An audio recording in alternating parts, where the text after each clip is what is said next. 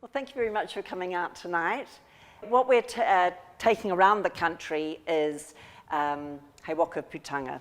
It's a gold mine of freedom and truth that's been stuffed down the memory hole, the gurgler, by the establishment for so long that, maybe we've only just very recently heard about it, and we're kind of curious about it.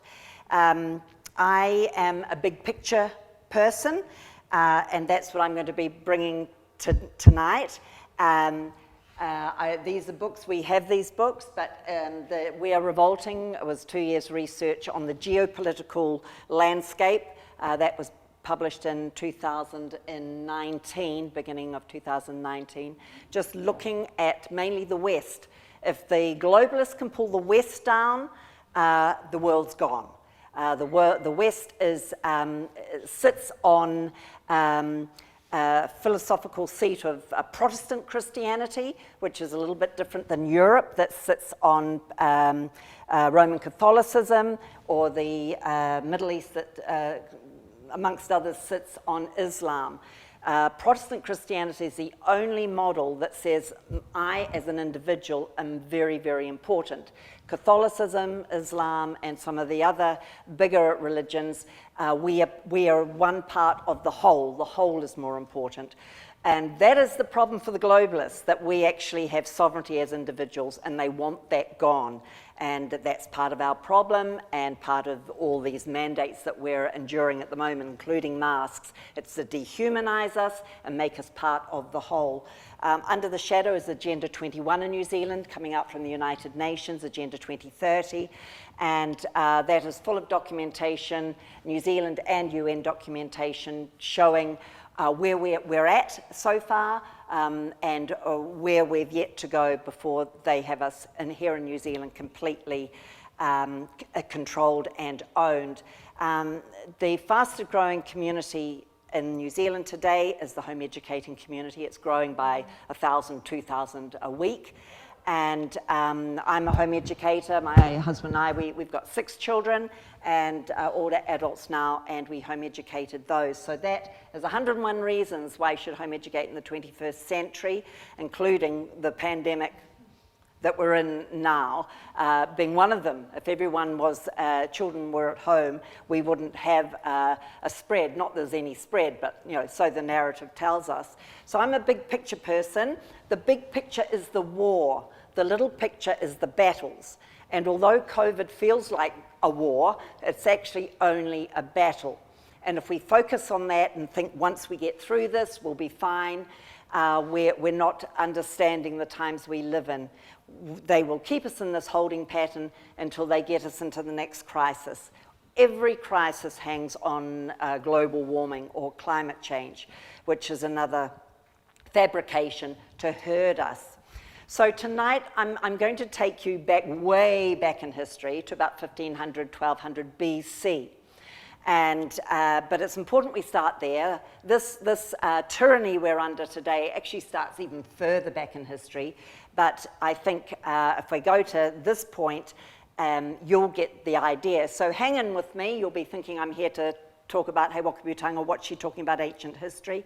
But it is important because the same movers and shakers today are the same movers and shakers back then. They have ideas, agendas, and philosophies that would have us all under their control. So, okay, so here we go. So we're around 1500, 1200 BC, and we're with a civilization called the Canaanites. The Canaanites were a tyrannical peoples. They were evil. The surrounding peoples around them, e.g. the Egyptians, they all knew the Canaanites were a very nasty, evil society. Even the Bible, the King James Bible, which if anyone here is versed in common law, you'll understand how very important the King James Bible is. Not the modern New World Order Bibles, but the King James Bible. That's why we have all the other new Bibles now, to make sure that the King James Bible is jettisoned, because the truths that are in there is also a key for us. So the King James Bible told the Israelites to, when they came out of 400 years in Egypt, to destroy the Canaanites. They were that evil. It wasn't genocide, but they sure fought. And one of well, firstly, before I go on to that, the thing we need to know about the Canaanites, which is very similar today, if not exactly the same, they were very big on commerce, that is banking. They were very big on slavery of all kinds, and they were really big on sacrificing their babies. Just like today, really, nothing has changed. When we have abortion up to birth, we know it's the same ideology as back then. So they sacrificed their babies to their god known as Baal. He was also known as Baal, or Jupiter, Venus, Set. He had several different names depending on what culture, what language you spoke. But remember the word Baal, because that's important as we move forward today. So they sacrificed their babies, and if you wanted to trade out your baby, you could, if you had enough money. It always comes down to money. Remember, it's commerce. But basically, their babies were sacrificed to Baal or Baal. So the Israelites, as they came out of Egypt and then spent those 40 years in the desert and came into the promised land, Canaan, they hit these Canaanite fortresses, and one is Jericho. I think most of us have heard about Jericho, and the walls come tumbling down. And that's exactly what happened. These are the ruins. I've been there. I didn't take this photograph, but that's exactly what the place looks like all these millennia later. The walls tumbled down, and the people that were there were destroyed. But the elites, the nobles, they got away first. They escaped. And it's a bit like the rats leaving the sinking ships. Their spy network was very advanced. They had connections everywhere, and they got out of Jericho before the walls came tumbling down. And they ended up on the top of the African continent, Tunisia, we know it today, and they settled and built a mighty city called Carthage up the top there on the Mediterranean. Now these are the Canaanites, but they're also known as the Phoenicians, and they started their city of Carthage around, I've got it written here, about 200 BC. So they set up a mighty city. Again, they were big on trade. They had a very fortified trading system there with their banking portals there, and people came in and out, logged very carefully so they didn't get any infiltrators or anyone that was going to cause problems. So they're Phoenicians. Phoenician means wearers of purple. They are still the Canaanites. They still did their trade, their commerce. They were still very big with slavery, and they still sacrificed their babies. This is an archaeological dig run by the Rockefeller Institution. Some of you may know House of Rockefeller. They are the big movers and shakers. They've got their fingers into everything. Even here in New Zealand, the whole purpose of Christchurch, man-made earthquake, was to bring in a resilient city, Agenda 2030 city, and Rockefeller is all over that. I have the WikiLeaks document from the Clintons, 2 keys saying, how did that earthquake go for you? Because it looked pretty good from our side. He himself said a couple of times it was a man-made earthquake, and then corrected himself very quickly. So this is the way they manipulate themselves around the world. So this is Carthage. These pots are the remains of sacrificed babies. As I say, you could trade them in if you had plenty of money, that you could put a dog or a cat in there instead of your baby, but on the whole, your babies were expected. So the Phoenicians, big on the sea, they had enormous army, and anyone that tried to have maritime wars were defeated. They were very robust, and they were king of the sea. They were so big with their maritime prowess that they actually traveled to many, many places around the world. This is a bale stone that was found in New Hampshire, North America. And it was found there along with a altar for sacrifice and a little mini Stonehenge. We also know the Canaanites got to North America because mummies have been found in swampy areas. The historians and archaeologists know that it wasn't Indian, or they aren't Indian remains, because these are wrapped up in woven cloth. And the Indians of America, the First Nation, they're not really Indians, but thanks to Christopher Columbus, they wore skins. We know that the Canaanites got to China. The same thing happened there. Archaeological digs have found what looks like remains of people, quote unquote, that belong in Scandinavia, belong in Denmark. They found Caucasian or white remains mummified there. We know they got to Britain. When you go to the west or the southern part there, you see Phoenician wells. The Phoenicians dug square wells, were the Angles and the Saxons. The Anglo-Saxons dug round wells, and in fact these square wells are tourist attractions now. So they got everywhere. They also, it would seem, got to New Zealand. There are many books with documentation and photographs showing the Canaanites' archaeological digs and graveyards and other peoples that were here pre-Māori. This does not take away anything from Māori being tangata whenua of our land here. We don't say to the Chinese, it doesn't belong to you because there were people there first. My background is Scottish, my mum is Scottish. The Picts were in Scotland way before the Scots. We don't say to the Scots, Scotland doesn't belong to you, because the Picts were there first. This is about when a nation is born.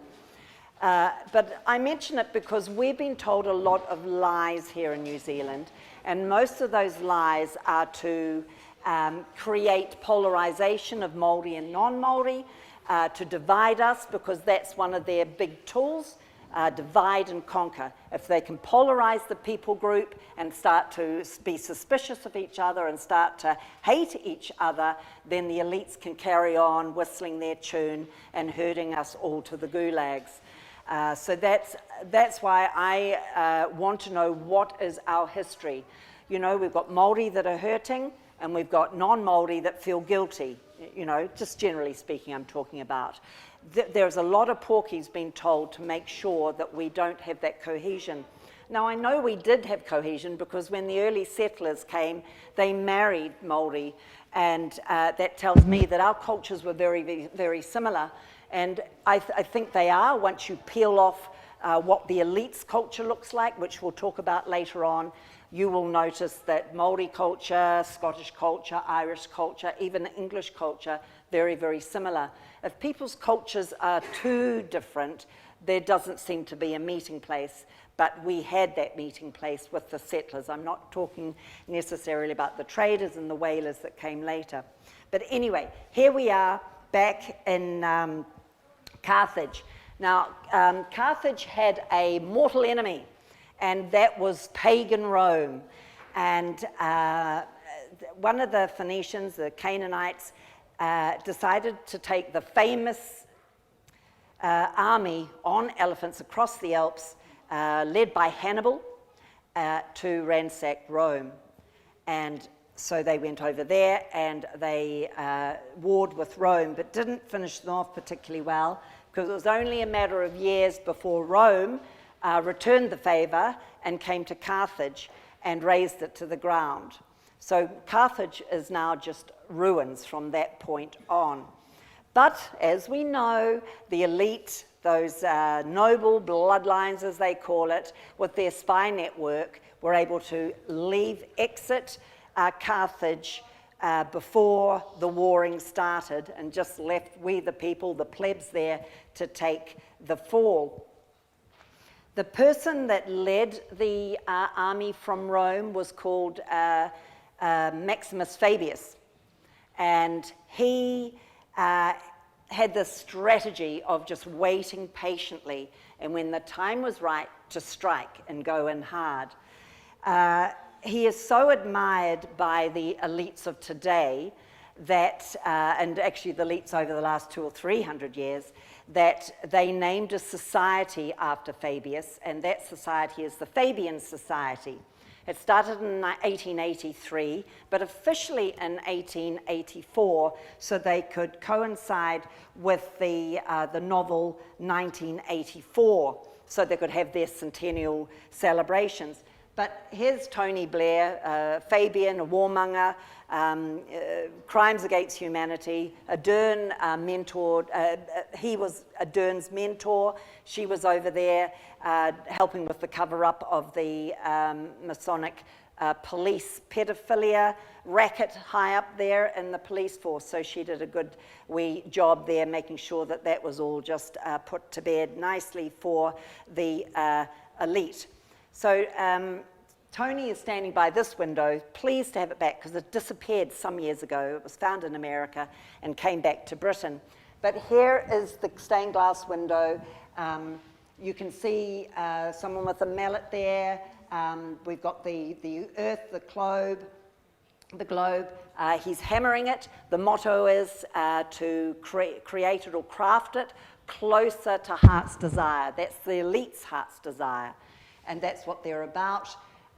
You can see men and women at the bottom at the altar of Marxist and Fabian writings, and the shield up there is a wolf in sheep's clothing, hidden in plain sight. They also had another motto, when I strike hard, just like Maximus Fabius. There was a lady, Dr. Amy McGrath in Australia, wrote a book about many of the prime ministers of Australia being Fabians, and that was called Wolf in Sheep's Clothing. When the Fabian Society was first established, they put out a pamphlet and they heralded Fabius and his patience when he was warring against Hannibal, that he would strike, when you strike, strike hard. And that's really what we've seen. This is what this COVID is all about. Agenda 21 was supposed to be rolled in by the 21st century, so they're running way behind. We now have Agenda 2030 that dovetails. It's not separate, it just dovetails. And now we're hearing about Agenda 2050, so they're still running way behind, because we, the people, won't just die, won't just lay down our self-determination and allow them to rule us. So the COVID is them hitting hard. They haven't been patient enough, and I think COVID has really opened the can of worms on the whole thing. Now, whatever comes out of their mouths, I think we're onto it, whether it's climate change or the upcoming food shortages. That's now being choreographed right now as we speak by governments around the world, hijacking food, geoengineering to destroy food crops. So that's already happening. So I think this COVID is a holding pattern until they can bring in the next crisis, and then they will go into new criminal laws and acts, like criminalizing a backyard vegetable garden. These sorts of things are really on the table for something that we need to be aware of. It is coming. So COVID is just a battle. Yes, it's been a big one, but it's just a battle. So we're back here in Carthage. It's just before it's destroyed. And so we're looking at about 200 BC. The nobles with their network know it's time to get out quickly, and they shot through and ended up in swampy ground up there in the top of Italy known as Venice. So the Canaanites became the Phoenicians, and then they became the Venetians. And the reason why they chose swampy ground there is because they established there in BC, but formally established in 400 AD. But they established there, so the papal army, the papacy always has its personal army. The papal army on horses then couldn't get in. It was nice and swampy. I tend to use BC and AD, but I know that you're supposed to say before Common Era now to be a little bit more PC. But to me, it just kicks the can down the road. The world dating has been split in two by the life, the death, and the resurrection of Jesus Christ. You can't prevent that. That's sorted. So I just stick with what we have always known it as. I'm not playing their game anymore. We can stick with what we've known it as for all these millennia. So that's why I stick with that. But the elites sent their children to Padua University to be absolutely drenched in Aristotelian belief. And that was, you're either born to rule or born to be ruled. End of story. Aristotle and Plato's writings actually died a death in antiquity, but it was starting to be lifted up again around, with the Venetians particularly, but then it really started to come into, I guess, modern day knowledge around maybe 1400s. So it's been around for a long time. And we have been told that actually our Western society sits on Aristotelian belief and on sort of Romanism, as it were. It does not. That's just another porky. So Aristotle is a big influencer, the philosophy, a big influencer on the minds of the people that rule us. Well, they're ruling us. They shouldn't, particularly our government. It should be our servant, but they are ruling us. And the more we bow into their demands, the more they will rule us. But in the 1800s, things got a little bit worse.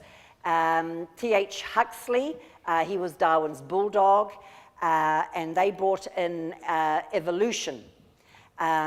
T.H. Huxley was the president of the Venetian party, so remember that, because there's the Venetians again. By this stage, they're in Britain, and I'll address that again in a minute. And they also started up the British Royal Society. Has actually nothing to do with royalty, but that was there to keep everything in-house, keep the narrative tight, so that the researchers were funded by the British Society. They had to bring out the results that the British Society wanted. If you didn't, you weren't able to be published or peer-reviewed. Peer-reviewed, all that means is someone else that has Aristotelian views has agreed with you. Then it goes into journals owned by the Royal Society, and then it goes out and sold in their shops. So they've got the whole thing sorted. And we're told that this is science. You can trust the science. There is no the science. And the thing with the elite, science seems to change whenever they feel that they need it to change. Okay, so we're back here now around the 1300s. We've had the Venetians establish Venice formally in about the 400 AD. Now they're still warring with Rome, but it's not pagan Rome. Pagan Rome died and papal Rome rose. So the Caesar became the Pope. And their gods like Jupiter, he became Paul. The god Pan became David. The goddess Isis or Ishtar became Mary. So this is another thing the elites do. They just hide under whatever the society's got going. They'll just cover themselves with a thin veil of whatever's happening in that country. So papal Rome rose, and in 606, there was a Emperor Phocas. He was Emperor of Constantinople, and he gave the Pope his spiritual power.